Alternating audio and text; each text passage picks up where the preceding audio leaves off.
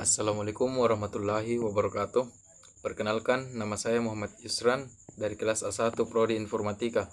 Di sini saya akan menjawab 10 pertanyaan di mata kuliah basis data. Yang pertama, sebutkan karakteristik basis data. Basis data memiliki beberapa karakteristik utama yang menjadi ciri khas dan keunggulan dari sistem penyimpanan data modern. Yang pertama, terorganisir secara sistematis. Data disusun dalam tabel-tabel yang memiliki hubungan logis antar entitas. Yang kedua, minim redundansi, menghindari pengulangan data yang tidak perlu sehingga lebih hemat ruang dan konsisten. Yang ketiga, integritas data. Adanya aturan seperti primary key dan foreign key yang menjamin validitas dan kebutuhan data. Soal kedua, apakah keuntungan dan kelemahan basis data? Keuntungan yang pertama, efisiensi penyimpanan, mengurangi redundansi dan penggunaan ruang penyimpanan. Yang kedua, konsistensi dan keakuratan data selalu terjaga validitasnya karena ada aturan integritas. Yang ketiga, akses data cepat. Dengan query, pengguna dapat mengambil data yang dibutuhkan dengan cepat. Kelemahan, biaya implementasi tinggi, memerlukan perangkat keras, perangkat lunak, dan tenaga ahli. Yang kedua, kompleksitas sistem, memerlukan pemahaman teknis dan pelatihan untuk pengolahannya.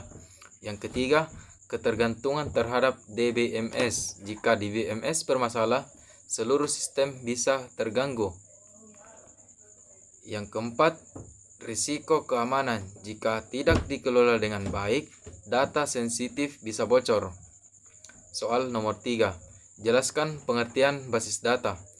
Basis data atau database adalah kumpulan data yang saling berhubungan, disimpan dan dikelola secara sistematis menggunakan perangkat lunak DBMS. Data dalam basis data disusun dalam tabel-tabel yang memiliki entitas nyata di dunia nyata, seperti pelanggan, produk, dan transaksi. Basis data dirancang untuk memudahkan pengambilan pembaruan dan manajemen data secara efisien dan aman. Soal keempat, apakah yang dimaksud DBMS? DBMS atau kepanjangannya Database Management System adalah perangkat lunak yang dirancang untuk membuat, mengelola, dan memanipulasi basis data. DBMS bertindak sebagai perantara antara pengguna dan basis data, serta menyediakan cara yang efisien untuk menyimpan, mengambil, dan memelihara data.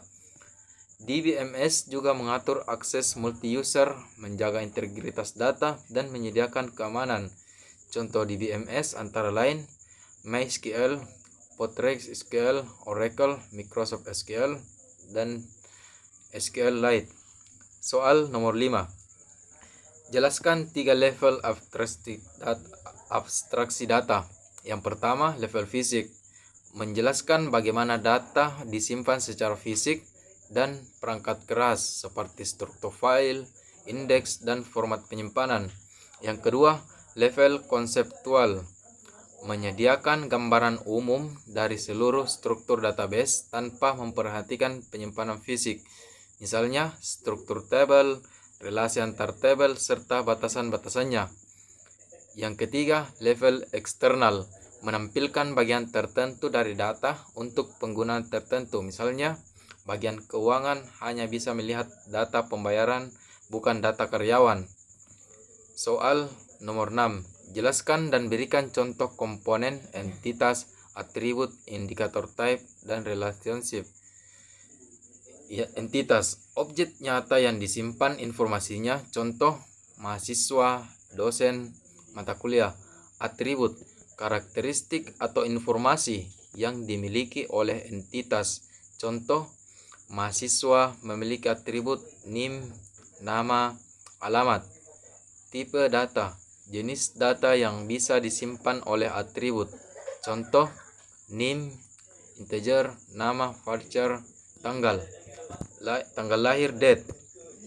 Relationship, hubungan antar entitas, contoh mahasiswa mengambil mata kuliah.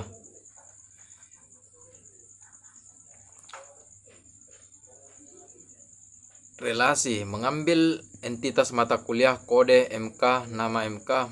Mahasiswa bisa mengambil banyak mata kuliah. Soal nomor 7. Jelaskan dan berikan contoh anomali. Yang pertama, insertion anomali terjadi ketika tidak bisa menambahkan data karena data lainnya belum ada. Contoh, tidak bisa menambahkan mata kuliah baru karena belum ada mahasiswa yang mengambilnya. Yang kedua, deletion anomali menghapus data menyebabkan data penting lain ikut terhapus. Contoh, menghapus satu-satunya mahasiswa yang mengambil sebuah mata kuliah menyebabkan data mata kuliah tersebut hilang. Yang ketiga, update anomali harus mengubah data di banyak tempat. Jika ada yang tertinggal menyebabkan inkonsistensi. Contoh, jika nama dosen berubah, semua baris yang mencantumkan nama tersebut harus diubah. Soal nomor 8. Apa yang dimaksud dengan normalisasi dan kriterianya? Normalisasi adalah proses pengorganisasian data dalam basis data agar struktur tabel efisien, meminimalkan duplikasi, dan memastikan integritas data. Proses ini dilakukan dengan membagi tabel besar menjadi tabel-tabel kecil dan menetapkan hubungan antar tabel tersebut. Kriteria normalisasi. 1. NF first normal form, atribut hanya menyimpan satu nilai, atomik. Kedua, NF second normal form, semua atribut non kunci sepenuhnya bergantung pada kunci utama. Yang ketiga, NF div third normal form, tidak ada ketergantungan transitif pada kunci utama.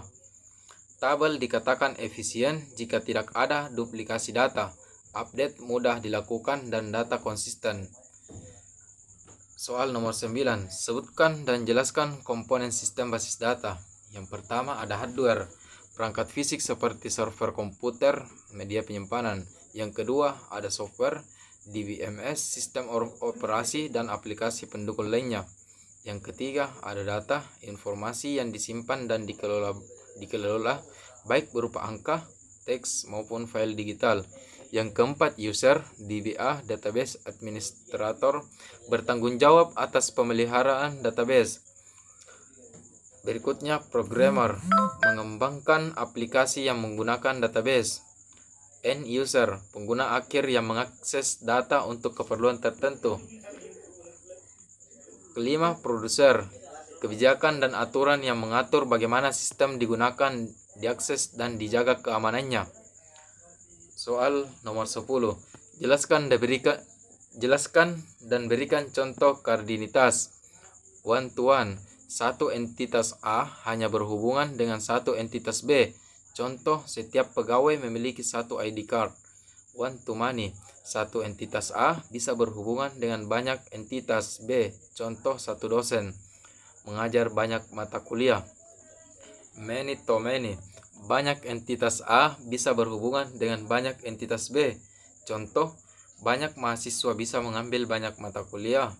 Relasi ini biasanya dipresentasikan dalam tabel penghubung.